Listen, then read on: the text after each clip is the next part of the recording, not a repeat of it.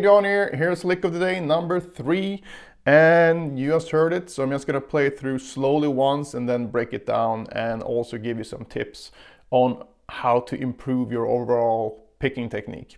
So let's start here on the 15th fret of the high E string.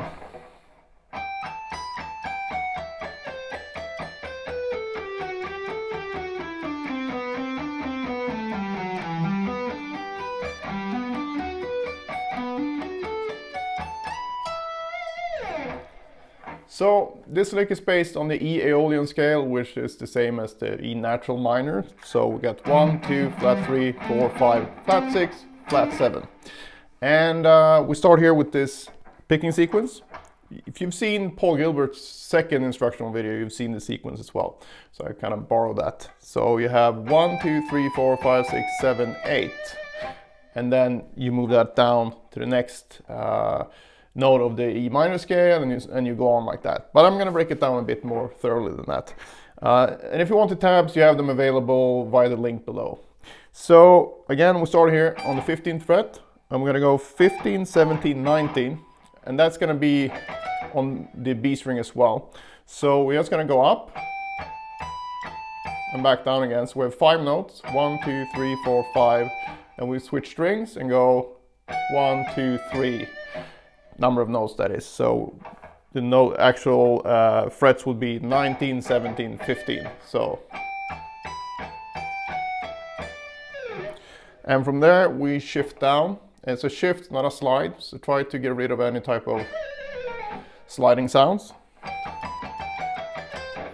And repeat exactly the same sequence, but with the actual notes in this position. So that would be 13, 15, 17 on the B string, and we got 12, 14, 16 on the G string. So if you apply the same sequence, then we'll go down 1 half step. Now the notes we'll have is 11, 12, 14 on the G string, and 10, 12, 14 on the D string. Apply the same sequence. Shift down another half step. And now we're gonna have 9, 10, 12 on both the D and A string. Again, apply the sequence. Then we end up here on the root, on the 7th fret of the A string. So put it together.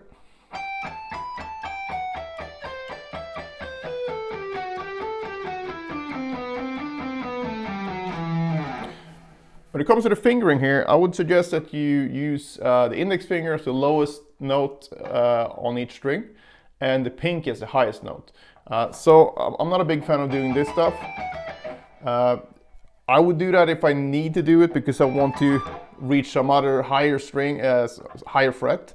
But as a general rule, I think it's better for your overall technique if you use, some combination of 1, 2, 4 or 1, 3, 4 when you play these diatonic scales. It's not a rule or anything that you have to do that, but I found that worked really well for me and also for my students. So you won't lose the ability to use 3 fingers if you ever need to do that. So I just think it's better to incorporate the pinky as much as possible, because then that finger won't be a problem anymore. So with that said, when it comes to the whole steps here, I tend to use 1, 2, 4 most often, but in this case, it's kind of comfortable to use 1, 3, 4. I think Paul Gilbert is the one that sticks out the most, who tends to play 2 whole steps with 1, 3, 4 instead of 1, 2, 4. Most other guitar players like Vinnie Moore, Petrucci, well, a lot of guitar players tend to use 1, 2, 4, and that's my preference as well, but sometimes I use 1, 3, 4. And I think up here it's just because it sort of fits the hand better. Other than that, it's mainly a matter of where you're going and where you're coming from, whether you're going to use 1, 2, 4 or 1, 3, 4. So it's good to be flexible in that regard. And again, this comes back to being able to use any finger that you want. That's the most logical option, instead of just using the fingering that you can do and that you have to do because you've sort of painted yourself into a corner with your technique because you've neglected to actually systematically work on getting the left hand together.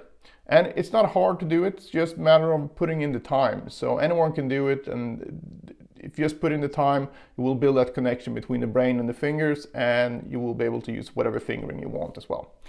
Anyway, saying that, we end up here on the 7th fret of the A string, and now we're going to do some ascending sweeps. And this is kind of a weird one because we're going to go up, then go right back down again. So it's quite a big skip.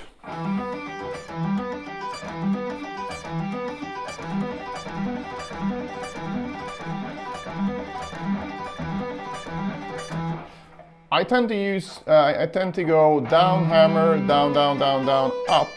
So I actually picked this note, and that works well for me for whatever reason. Just something that I've noticed that I was doing, and I haven't really practiced it. So try it out for yourself and see if it feels natural. If you find that it's really difficult, you can also just do a hammer on here. So you go.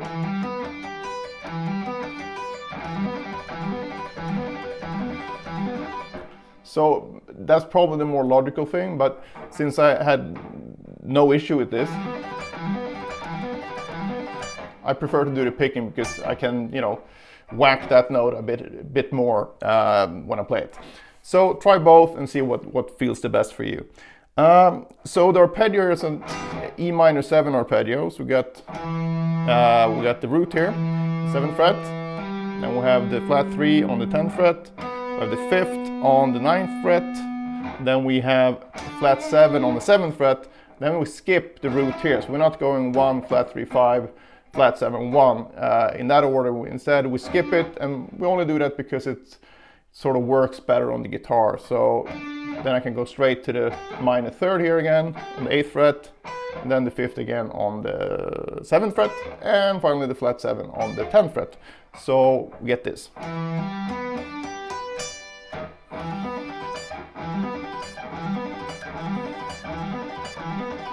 And you might recognize this. It's like a G major triad. And this goes back to what I talked about in a previous lick video here, the superimposition.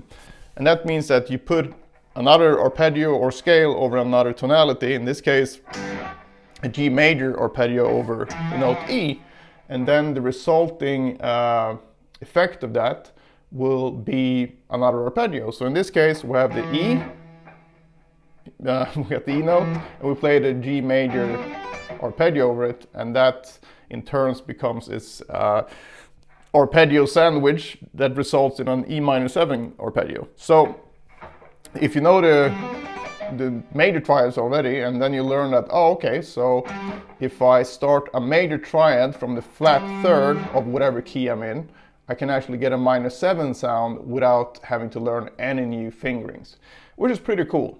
So we're going to explore that more in other licks as well, but it's a very cool concept and it's very helpful. So it's called superimposition. So basically what you need to know what chord type you need to play from what note in relationship to the key you're in. So in this case we're in the key of E, and I start to build a major chord from the flat 3rd of the key.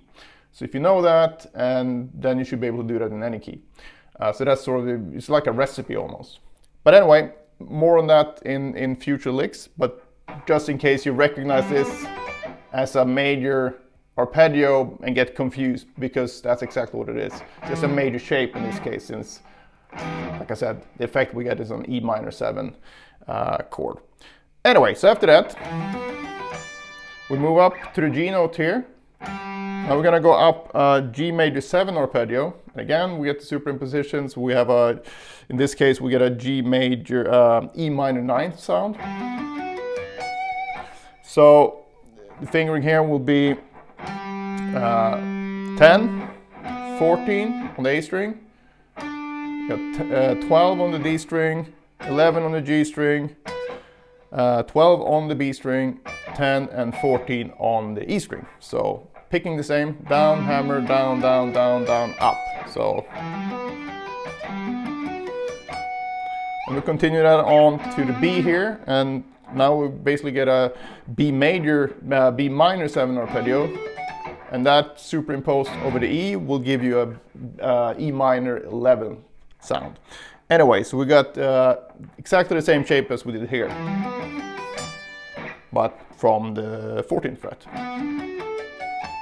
Then I just go up to the 5th, 19th fret, and hit the root after that. So I'm actually picking down, hammer, down, down, down, down, up, down, up.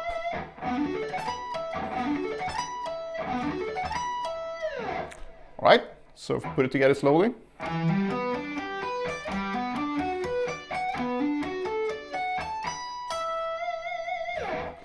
So that's pretty much it. As far as practicing this, as usual, make sure you can play, the picking section on its own. You can play the sweep section on its own, and then you work on the actual transition between the two. So in this case, it would be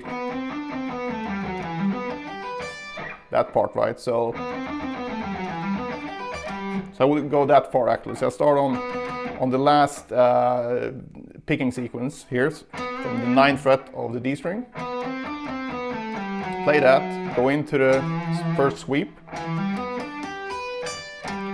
Then I do that complete first sweep into the first note of the second arpeggio. You have to be sure that you really got it. So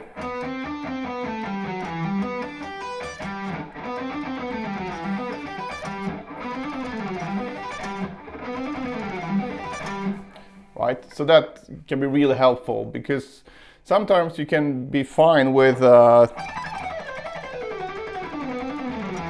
but then you can't get the transition, and then you might start blaming maybe it's a sweep that you can't do. But if you can do the sweep and you can do the picking thing, but you haven't worked on the transition, then you know that's the sort of missing link here. And as far as practicing these individually, do this thing that I've talked about before a million times, and I mention it a million times because it's worked really well for me and for my students. So you should try it out yourself and see if you get the same results. Basically just moving it up, the fretboard up and down. So if you take this,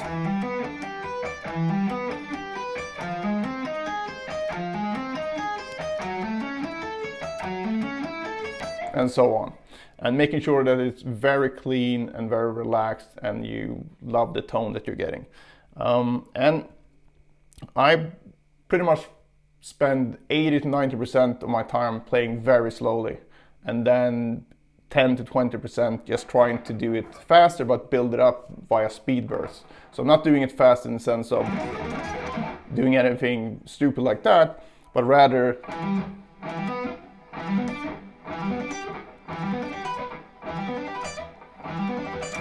right, so I sort of build it up like that. So I'm playing it fast, but I still have control because I've reduced the number of notes that I need to think about. Other than that, I would do, around eighth notes around 80 BPMs is pretty much where I usually practice most things. And I really focus on getting these fast transitions. So I have a video on transition time on my channel, so you can check that out as well.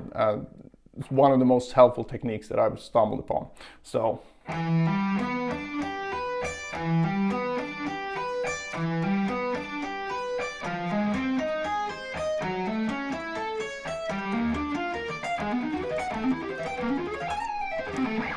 Whatever.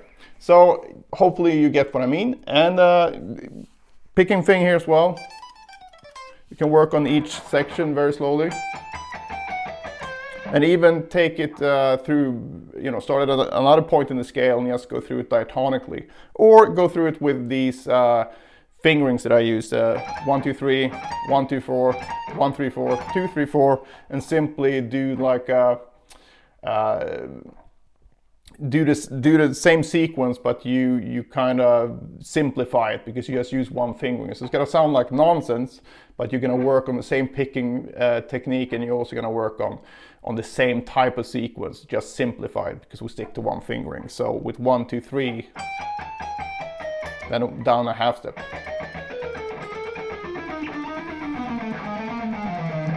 Then I would do the same thing with 1, 2, 4. 1, 3, 4, 2, 3, 4. And even though it kind of sounds like nonsense, but I kind of like the 1, 2, 3 one anyway. Sounds kind of cool. But I use that because it's just easier to move around, and it's a really good thing to do when you have, if you don't feel that comfortable with the scales yet, it's a really good one to just get started with. But even if you are comfortable with the scales, it's still a good thing to do because you can really focus on the mechanics. But other than that, I'd say most of the time we'll just take the sequence and start on different scale degrees. So instead of starting on the flat 3, I would start on the second note of the scale, for example, and just go.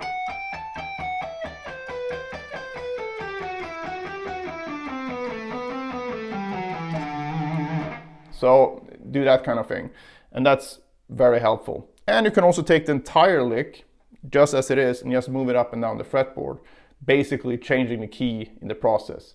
So if I just do one example here, if I start on 12th fret, so that would be basically doing it in C sharp minor. So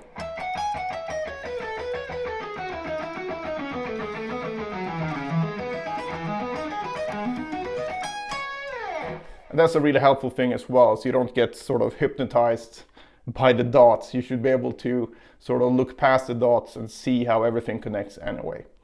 So give these tips a try, and if you have any problems, just let me know in the comments below and I'll try to help you as quickly as possible. Otherwise, good luck with this one and see you tomorrow for the next lick of the day.